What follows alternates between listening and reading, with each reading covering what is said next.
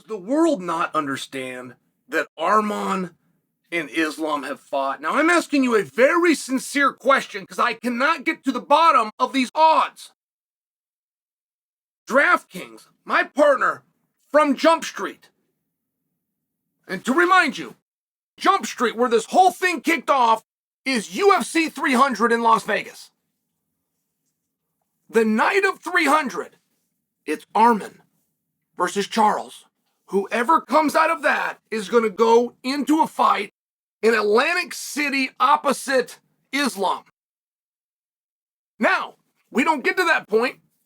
We have to make a phone call to a young man named Dustin Poirier out of Lafayette, Louisiana, and we don't get to that point because another fight happened, which we didn't know was going to happen, which is Arman versus the Fan. Do you guys remember this?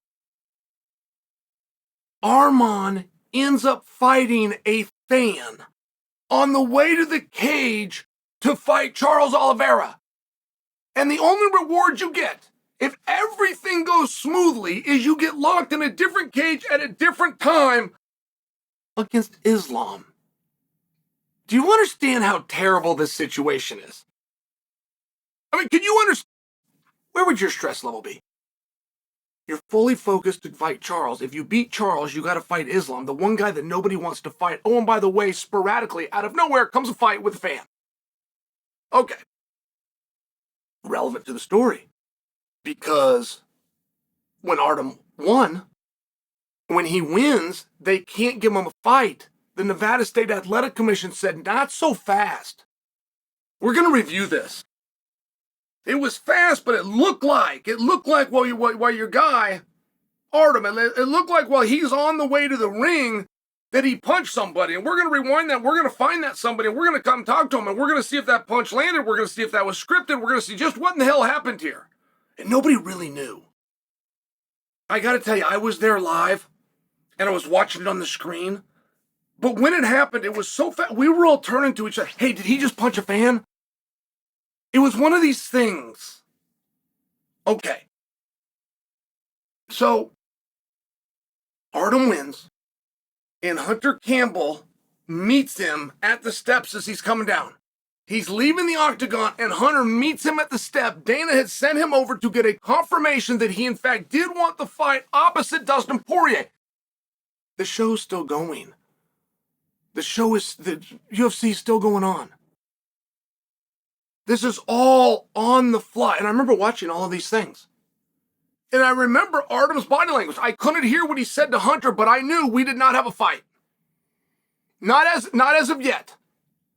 It was I'll get back to you, I'll think about it, let me talk to my trainers, whatever it was, I knew by Hunter's expression, we don't have a deal. And by the time we get to the post-fight press conference, Islam had an opponent, and it was Dustin Poirier. And now that Artem and Islam are finally going to fight, are you guys aware that they have already fought once? DraftKings says Islam is a 4-1 favorite. How should I interpret that? Because I often will tell you guys, in a situation like this, DraftKings come out and they says that Islam Makhachev is supposed to beat Arman Tsarukyan. And it's a 4-1 spread. I will come and tell you guys that DraftKings thinks it's 4 times more likely. But that's not exactly perfect verbiage. Boy, it feels right when I say it. And what difference does it make? What difference does it make if you think this is going to be razor thin, but you're still confident on what side that it goes to? What difference does it make if it's a 10-1 spread or it's a 1-1 spread? They're over there printing money if you in fact know how this is going to go, but why would you in fact know how this is going to go and get to that conclusion if you were aware that they've already fought? If you were aware that these two boys have already fought for 5 rounds and they went 3-2. 3 rounds for Islam and 2 for Tsarukyan. If you were aware that that was short notice, if you were aware that Tsarukyan was new to the organization, new to main events, new to the 5-round club, had to do all of these things at once, and I should remind you, Islam was not the champion then. So the only people that knew how great Islam was fellow competitors who always know who's who. But this is before the audience gets caught up, and Tsarukyan went 3-2. And DraftKings comes on the backside of that fight and says Islam is 4 times more likely to beat Tsarukyan than Tsarukyan is to beat Islam. That is very wild for me. Let me give you guys a great perspective. When Islam fought Charles Oliveira, the consensus was that Islam was going to win. When that fight went off, it was a 3-1 over at DraftKings. When Dricus du Plessis talked his way into an opportunity against Robert Whittaker, which nobody thought that Dricus could win, it was a 3-1 spread. That actually favored Whittaker, believe it or not, but it was a 3-1 spread. That was all.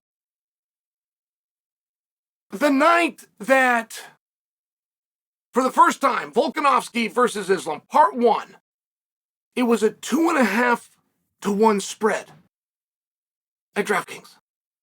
DraftKings now believes 4-1 that Islam is going to win. And that's fine. One guy's going to. I'm just asking, do you know they've already fought? When I tell you that Tsarukyan can beat him, and you understand that I'm bringing evidence, the best of 3 judges, 2 separate rounds for a total of 5 rounds, said this guy won. So all I as Chael am doing, I'm arguing for you that history will repeat itself plus 1 round. Are you really 4 times as likely? Are you really 4 times as sure that Islam's going to beat Tsarukyan? Or am I right when I say I don't think you know this is a rematch?